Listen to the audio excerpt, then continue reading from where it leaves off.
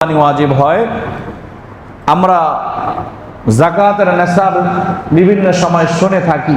যাকাতের একটা নেসাব আছে, পরিমাণ আছে, সেটা হচ্ছে কি 7.5 ভরি স্বর্ণ অথবা 52.5 ভরি রূপা অথবা এই পরিমাণ নগদ অর্থ বা ব্যবসায়িক পণ্য যদি কারো কাছে থাকে, এটাকে বলা হয় নেসাব, সাহেবে নেসাব। এটা যার কাছে থাকবে তাকে বলা হয় সাহেবে নেসাব। এই নেসাব পরিমাণটা যাদের কাছে থাকবে তাদের উপরেই কুরবানি ওয়াজিব হবে। পার্থক্য কি? যাকাতের নেসাবের জন্য, যাকাতের জন্য এই সম্পদটা 1 বছর তার কাছে থাকতে হবে, আর কুরবানির মধ্যে 1 বছর থাকা লাগবে না। এই জিলহজ মাসের 10, 11, 12 এই 3 তারিখের মধ্যে যদি কারো কাছে এই সম্পদ থাকে তার উপরেই কুরবানি ওয়াজিব। নেসাবের মধ্যে আরেকটা পার্থক্য হচ্ছে, যাকাতের নেসাবের মধ্যে আপনার ঘরের যে অতিরিক্ত আসবাব বা অতিরিক্ত যে বিষয়গুলো আছে সেগুলো ধরা হবে না, কিন্তু কুরবানির নেসাবের মধ্যে আপনার ঘরের অতিরিক্ত জিনিসগুলোকে ধরা হবে, মূল্য হিসাবে ধরা হবে। কেমন উদাহরণ দিলে বুঝবেন?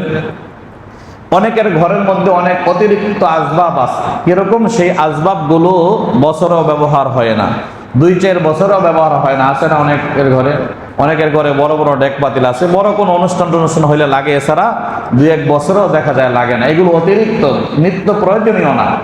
এই অতিরিক্ত আসবাব এগুলো কুরবানির নেসাবের মধ্যে ধরা হবে, অর্থাৎ এগুলোর মূল্য ধরে যার কাছে ওই নেসাব পরিমাণ সম্পদ হবে তার উপর কুরবানি ওয়াজিব হবে, কিন্তু যাকাতের নেসাবের মধ্যে সেটা ধরা হবে না।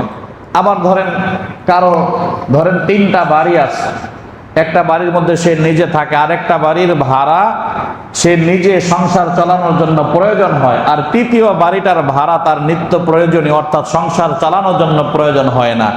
ওই বাড়িটাও এই নেসাবের মধ্যে অন্তর্ভুক্ত হবে।